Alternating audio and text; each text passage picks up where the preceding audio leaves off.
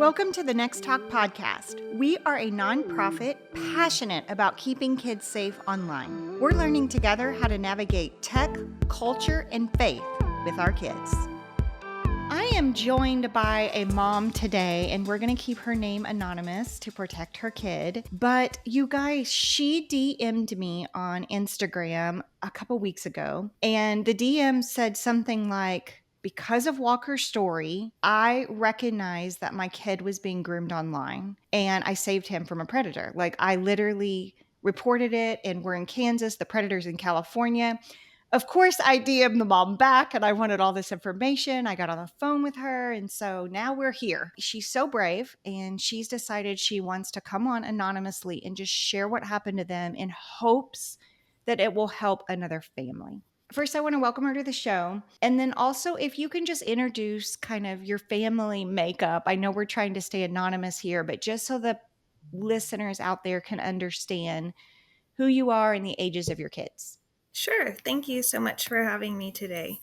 As you said, I am a mom in Kansas. We have 5 children. Our oldest is a young adult, and we filter down to our youngest, who is 14 and finishing up middle school now. And so the thing that happened was with your youngest, correct? So he's 14 now. Yes. Mm-hmm. And how old was he when this happened? Yes, this happened to him 2 years ago. So he was 12. What that means for him is the end of 6th grade. So I first want to kind of dive into how you found nextTalk, because when you DM'd me, you were like, because of Walker's story. And I remember immediately saying to you, can I share this with Brian Montgomery, Walker's dad? Just because I know it helps Brian to know a little that his story is helping other kids, you know? And you graciously said yes, and I was able to do that. But how did you find nextTalk, and what do you know about digital parenting? Like, were you educated? Like, let's talk about that first, because I think sometimes parents think, well, she may have a degree in IT and that's why she saw the warning signs of grooming. And that's not true. Like, neither of us are technical people, right? Yes. So, no, I am not educated in anything technology. My background is actually social work. I am the mom that if I want to watch something on TV, I have to holler at one of my kids to come figure that out for me. I don't want to say stumbled upon nextTalk, but found nextTalk when my kids were younger, and the term VSCO became a thing, and I did not have a clue what any of that meant. I was trying to understand their world and was also getting a whole lot of like, oh, mom. So I wanted to learn about it. And when I Googled that, nextTalk popped up because you had done a show at one point describing that word and what that meant. And so in that time, I started listening to your podcast, and then I listened to Walker's story. I have 2 boys that are Walker's age. So that just hit home for a lot of reasons for us. Walker's story really had an impact on me because it felt like, gosh, this really can happen to anyone. That's how I found your podcast. Also in that same time frame, at our youngest school, a law enforcement person came in, did a presentation about sexting, and just some online stuff that I had never heard of, didn't understand. I think kind of in some ways live a sheltered life and wanted to keep my head in the sand. And just piecing those things together made me, I guess, realize or see the reality of, as much as I hate evil and the darkness in this world, that it is real. It's cool how God led these things in your life to kind of educate you a bit on stuff, to kind of have your guard up a little bit more. Yes. I want to go back to, like, how did you discover this was happening? Because you DM'd me and said your kid had been groomed online. Tell me how you found that out and what led up to it, and give us the details of that. This happened to our youngest child, and he is the one that loves people. His very best day is if he gets all of his siblings in the same room. They had done the presentation at school. They did one for parents, they did one for students, and then that was at the end of the school year. At that time, he had an older sibling that had graduated from high school. And so I had taken the older child and some friends on a little senior trip. So with mom being gone, the beginning of summer, all of his siblings at that point were high school or older. That just kind of made the equation for what happened to our family. I had gotten home from this trip and just noticed that he was off a little. He is our one who, if there's someone in the living room, he's going to be in the living room. He's not one to go in his room by himself. He's not one to want to be alone. And I just noticed a little of that off with him, especially since I had been gone a few days. I thought he seemed tired, and it didn't really make sense for him to be tired. It was the beginning of summer, and I could just tell, like mom guts, something was off. And something that my husband and I do is we pray. We ask God, like, if something's off with our kids, please show us. And I'm a real life mom. So sometimes I'm like, oh man, did you have to show me today? I'm tired. I don't want to deal with hard today. But that is something that we ask. And I think what's cool when you ask that is God does show you. Part of that is being intentional and knowing our kids and knowing their hearts and just being able to recognize when something's off. I love this so much. And I think it's such a powerful point that one, you knew your kid really well. And you have 5 kids, so you're a busy mom, right? But you knew this particular child really well and his personality, and you sensed something was off. And I also love that prayer. I think we can all like be motivated to pray that prayer. Dear Lord, show me if something's off with my kids. It's such a beautiful prayer. And we have to be ready for when he does and he answers that prayer. You're right. So you felt something was off. So what was your next step? What did you do next? We do the whole phones on the kitchen counter at bedtime and all of the rules that we're told that we're supposed to implement. And so I did. I checked his phone. Very quickly noticed a contact that I had never heard of before and started just reading through that. And very quickly, it was quite clear something terrible was going on. And from that point, it all happened really fast. Like I confronted my son. I think it was traumatic for him. It was instant tears. It was a lot of me asking questions and him saying, I don't know, I don't know, I don't know. So I guess I should also back up and say, in our situation, I found it on his phone, but it originated from his school Chromebook. The kids do bring their Chromebooks home for the summer. I love the schools my kids are in. I know they're doing the best they can do. I know they filter things. And I think I had a false sense of security in that. Like, oh, it's a school Chromebook, so bad things are filtered. Things fall through the cracks, right? And so I had saw it on his phone, pulled up his Chromebook. I'm trying to look at some things, but I don't know how it all works. And because of the world we live in, one of my high school kids was like, here, let me see that. He pulled up the history, and what it was for my son was a website, Omegle. My older one was able to show me quickly in the history. And so I was seeing things late at night. You could just see quickly what it was. Along with that, I will say, like, yes, we have these rules for our phones. We hadn't really thought through the Chromebook thing. It was the beginning of summer. It was brought home, but we just hadn't really even thought about that. So while my kid was following the rule with his phone, this other thing that we hadn't even considered was in his room. Okay, I want to talk for a minute about the website that he went to because Mm-hmm. it's shut down now. And you Yes. can go there, and there's kind of like a statement from the founder of this website, Mm-hmm. and they're being sued in a court Mm-hmm. of law because of a grooming situation, I believe, that happened on this website. And I don't want us to get caught up in, oh, that website's not available anymore, so kids are safe.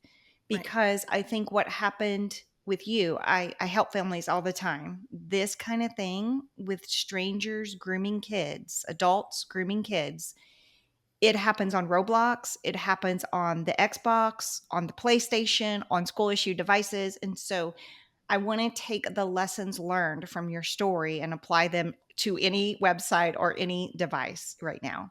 As you are finding this out, there's a couple things I want to ask you. You said you confronted your son. What did that look like? Because you seem like a very logical and calm mom.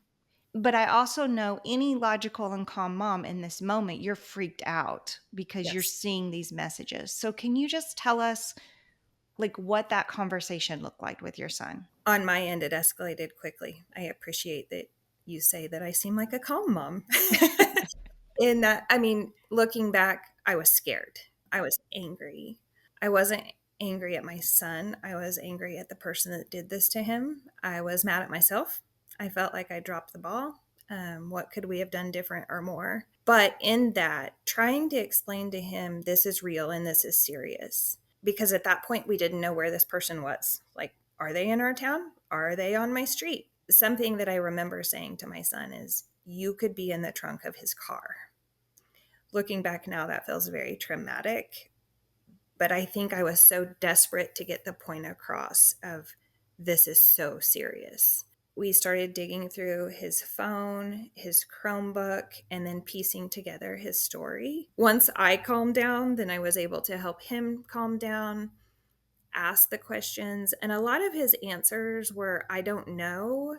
He wasn't hiding anything from us. At that point, he wasn't lying. He understood, but it was confusing and it was overwhelming. What we came to know happened is toward the end of the school year, someone at school, who our son would have said my friend, told him about this website. And the way the kid explained it to my son was, it's just a place you can go and they match you up with friends and it's someone to talk to. Well, for ours who loves talking and loves people, that sounded really fun. So he took that information. He was put in a situation at home where things were off a little. Part of us were gone. He was lonely. And he went to this website. And if I remember correctly, like you said, it's been shut down. Thank you, Lord, for that. When I went to this website, I do remember there was like something that you had to click or something that said you were 18 or older, but there was no accountability. There was nothing to prove. Like, click this box and you get to play, right? In piecing together what our son could tell us, again, a 12-year-old, this person told my son that he was 19 years old. It turns out he is in his 60s. He did tell, I think the one truth is he told my son he was from California, and that is true. He told him he loves Star Wars and Legos. But now looking back, I think he had asked my son questions to get to know what mattered in my son's life, because the profile, I guess, that he gave to my son about himself very much resembled our oldest child, who is my son's hero. So I think there was a quick trust because it started to feel like this guy's like my brother.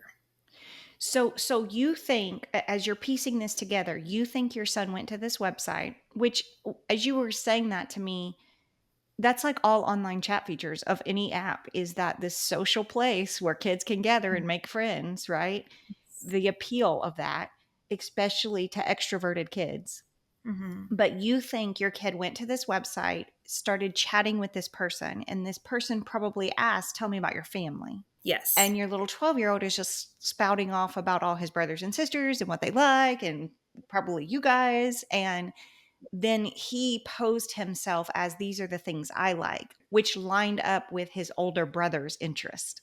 Yes. Okay, I think this is an important point to note because, again, this lets your kid's guard down.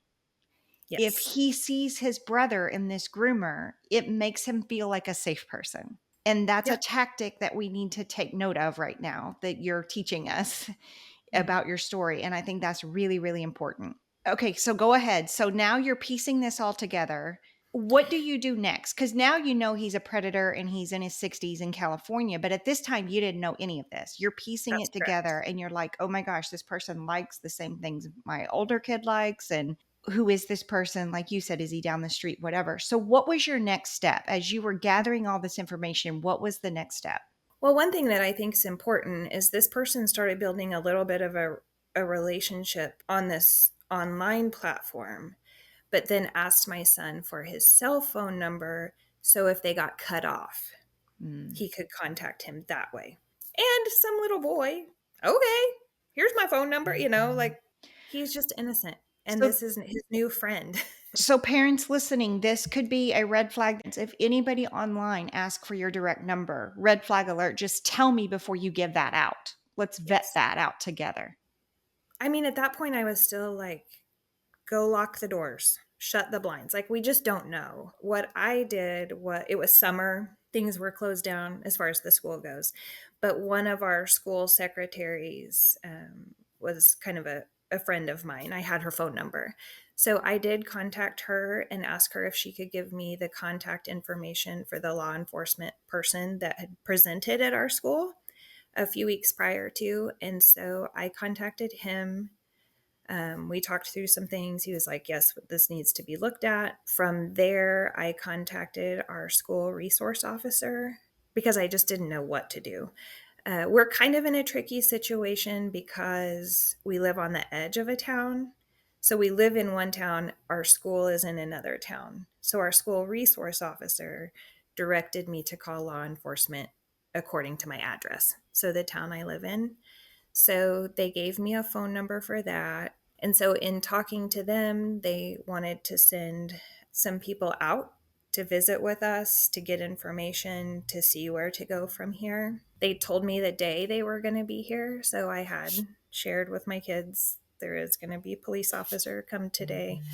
Ended up being 3 people came, 3 police officers, which to a 12-year-old boy and his mom, that's really overwhelming for that to come show up on your porch. What I really appreciated is they were clear with our son, you didn't do anything wrong, and this is very dangerous, and this is real. So they asked him questions, they talked through any details he could remember, and then they took his Chromebook and his phone to scrub and to try and get any information they could. At that point, our 12-year-old was like, yes, please take it. I never want to see any of this again. I do have a couple questions. I'm so glad you reported it. Did your son want you to report it? Was there any like, please don't call them mom, or was like, how did that go? Because sometimes that becomes a topic of conversation in a home where a kid doesn't want it to go to that level. And a parent is kind of pushing and saying, no, we have to do this. Can you walk us through what that looked like? That was not a conversation because truly at that point, his opinion didn't matter. It was real and it was dangerous, and there was no conversation about contacting or not contacting. Like that just wasn't even part of it. I did also contact by looking through his phone. I could see who of his friends were either knowledgeable this was happening or a part of this happening. And in our story, part of it too was this person had offered to my son to add his friends to their conversation. Okay, I want to stop there because that again could be another grooming tactic. A lot of times we tell kids if an adult or anybody online tries to get you by yourself, it's a red flag. But Right. this predator did it a little different. He got your son's phone number so he could privately chat with your son, but he Mm-hmm. also said to your son, "Hey, invite your friends also. We can have a group chat as well."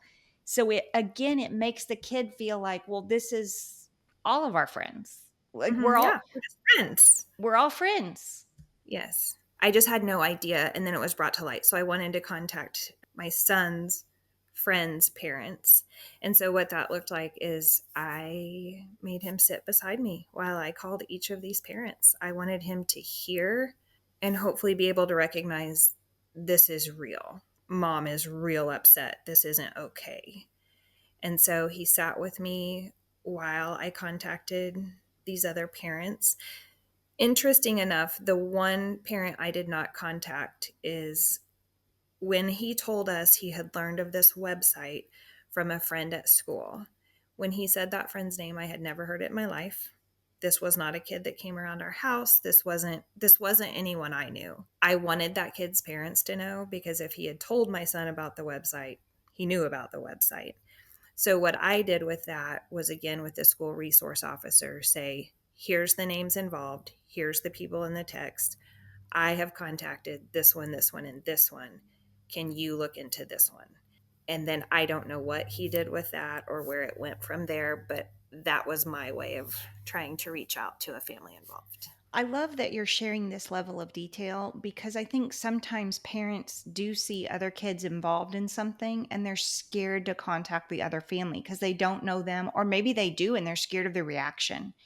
Yeah. So I think you using the student resource officer as, hey, can you help me warn these other parents? I think is brilliant. And I think is a good point for parents. Like, you may not be the one to get on the phone with these parents and tell them what happened with their kid.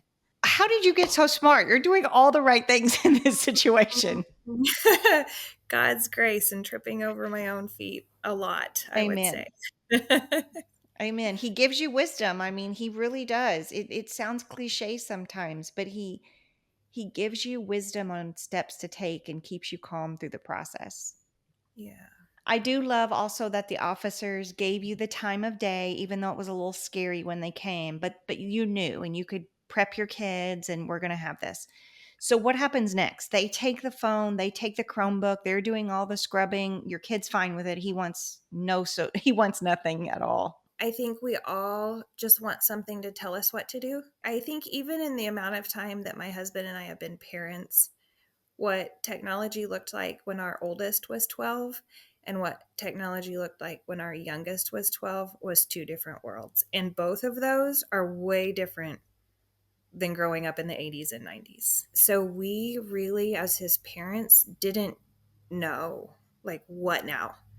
We knew law enforcement had taken this, they were working on that end. We knew it had all been shut down, like as far as communication between our son and this person. Because of my background in social work and just life, I instantly thought, like, does he need therapy? Do we need to get counselors involved? And we were by no means opposed to that. In talking through it with him, we never felt like that was necessary, but we kept our guard up in considering that with our son. And this was something that was really confusing to my high school kids that was watching this happen. Something I considered with him is he is social. Like, we got here because he loves people. And so I knew for him to take away all, I wanted to, like, run over all the phones and laptops and everything with my car. I wanted to shut it down and lock my kids in my basement forever, but we just knew, like, that's not reality. And so we live in a really great community with really great families, and we just considered, and I ended up contacting, I think it was 6 or 7 moms, telling them what we were going through. Many of them were a part of this. So they were people that I had initially contacted when this happened. And so that summer, we were just super intentional of getting our son and his little group of friends together to do something. So it wasn't an online friendship, it was a real life. We're going swimming. We're going to have s'mores in the backyard. We're going to go play pickleball, which I think was harder for my older kids. Like, he messed up and now he gets to have friends over every week. That didn't really make sense in their brain. But just knowing this kid, the worst thing we could have done is take all communication from him. That just wouldn't work for him. Walking through that, lots of conversations, lots of things in place, guards in place. We got a phone call from the initial law enforcement person that had spoke at his school, contacted me, I think it was like a month or so later, and let me know this person was not 19. He was in his 60s. So the two things that he actually didn't lie about is he was in California and his name was Winston. Those things were true, and those were things that he did tell our son.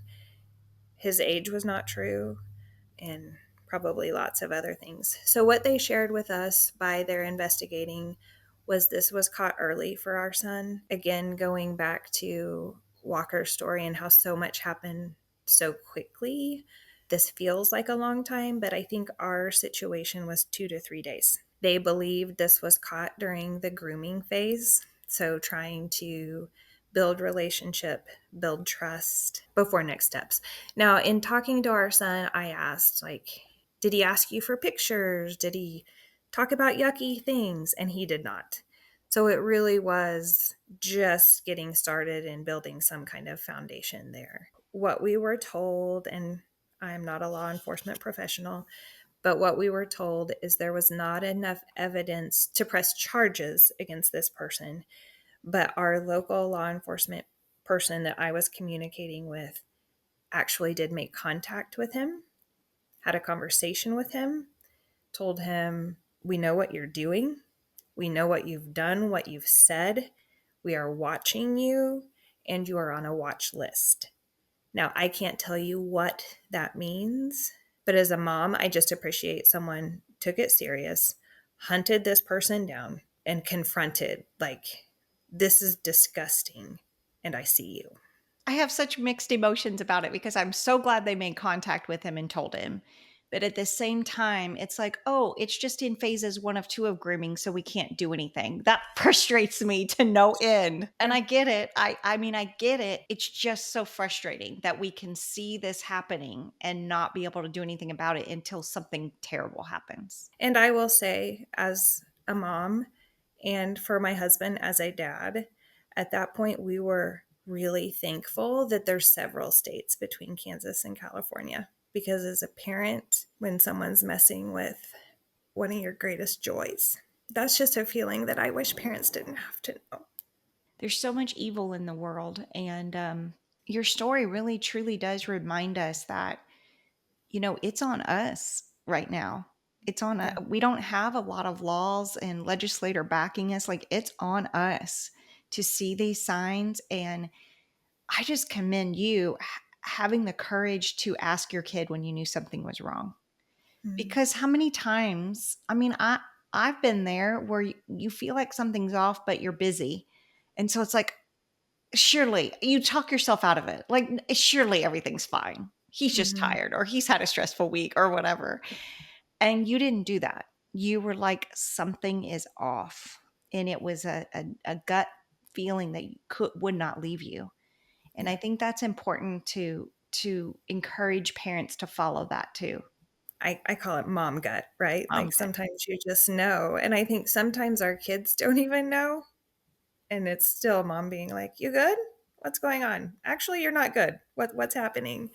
And sometimes they don't even know. Like in his situation, I don't even know if he knew what he was doing was wrong at the point that it all came to light. I am so thankful that it came to light when it did and that he is okay. I think for us, for my husband and I, a big thing is, again, the world we're raising our kids in is so different than the world we grew up in. When all of this came to light, I still do, feel like one of my biggest weaknesses or downfalls as a parent is technology and social media and how to navigate that. And I really appreciate when the police officers came to our house, something they said to me was, you can have all of the filters, everything in place beyond, like, as soon as you have it all figured out, evil is two steps ahead of that. And it was just good for me to hear because as a mom, I felt a weight of what did I miss? If I knew better, if I understood more, if I had different filters, like that was my instant when it happened. Like, tell us what filters. Is there something we can pay for? Is there something, just something to protect our kid? And I think one thing we really learned in that, but also it can overlay lots of places in parenting, is I can't control technology. I can't know it all. That's not how my brain works. And my brain doesn't have space to hold all of that. But what I have a say in is my kid's heart. And I feel like that's something we learned in this is you can have all the rules in place. You can do all of the right things. Your kids can know the difference between right and wrong, and evil is still real. There is still people out there after our kids' hearts, after their minds, after their souls, after their bodies, and we can't control it. But what we can go after is their hearts. And I think when our kids can be something you talk about often, if our kids can just know, I got to go to mom and dad. Not, I need to hide this. I don't want to get in trouble. But this is scary. I got to go to mom and dad. So well said. So well said. How is your boy now and how are you guys? Like, how's your family? What have you learned from this? And I mean, this was 2 years ago. Yeah, it's something in the beginning with any trauma. In the beginning, it's all day, every day. This is what you're thinking about. Who is that guy in Target looking at him? All of that. Our son still with that, he's just as social as ever, and he has not asked one time for social media. He does have a phone set up in a way that contacts can't be added without mom and dad, all the things. And also, still, even today, it's about his heart. I can't control all of the phone, all of the things. When this opportunity came, when you asked about sharing our story, it was important to me to have his permission because it's his story. And he's just now in eighth grade. So he has a whole lot of hard ahead of him. But what he saw in this was an opportunity to help other people. He knows now how serious it is and how scary it was and how real it is. He'll be safer online now because of this experience. And that's hard to accept because you wish he didn't have to walk through it. But isn't that life? Like when we walk through hard things, we learn so much through them. That's interesting you say that, because that's something that we talk about a lot in our family, is that we can do hard things. Mm-hmm. And I think it's true. What happened was pure evil. That person was not innocently wanting to be friends with my son, although anyone that meets my son wants to be his friend. But it was intended for evil. And I do appreciate that we have the opportunity to use it for good. Right now he's at an age that things are easily embarrassing. And so I do want to protect who he is and follow what he has asked. But I also think the day will come that he'll be ready to share his story. And right now he says he wants to be a teacher. So I can also see him one day being the guy at school that's protecting the young kids. I hope one day I get to meet your son and interview him and he comes on our podcast. That would be amazing, right? He has terrible dad jokes. It's the jokes are awful, but he sure appreciates his own humor. What a brave kid. And he has really brave parents. Like you, we all want to be you if this happens in our home. You've handled this so well.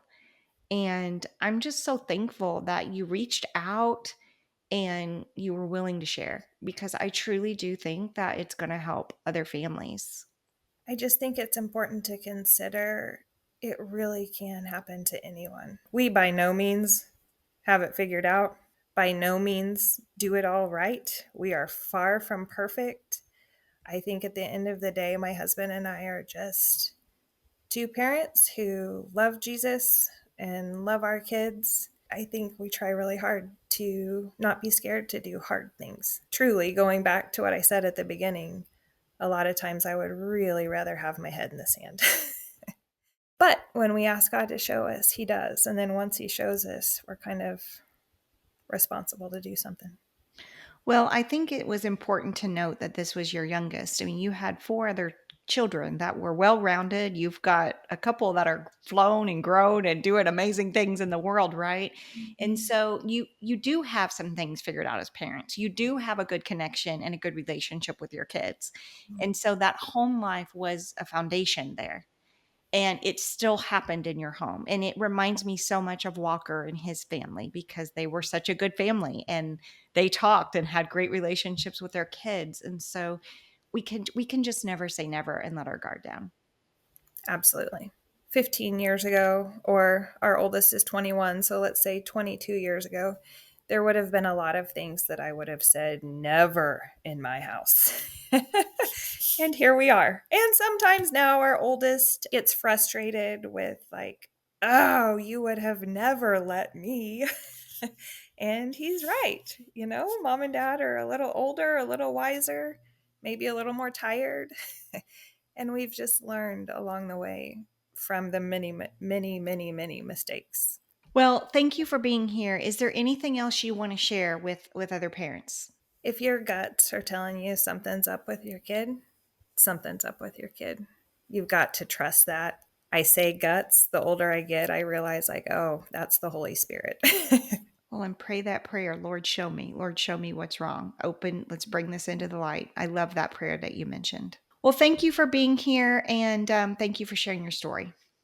You're welcome. Thank you for the opportunity. I hope someone can get something good from it. I know God's going to take this curse and use it for a blessing. I love that Bible verse.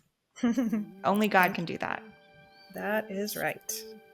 nextTalk is a 501c3 nonprofit keeping kids safe online. To support our work, make a donation at nexttalk.org. nextTalk resources are not intended to replace the advice of a trained healthcare or legal professional, or to diagnose, treat, or otherwise render expert advice regarding any type of medical, psychological, legal, financial, or other problem. You are advised to consult a qualified expert for your personal treatment plan. Our nextTalk podcast is in the top 2% of over 3.4 million podcasts ranked by Listen Notes. But now we're also adding YouTube. So this is a whole new thing we're doing. If you could like, subscribe, and comment on these videos, it would help us so much. We appreciate y'all.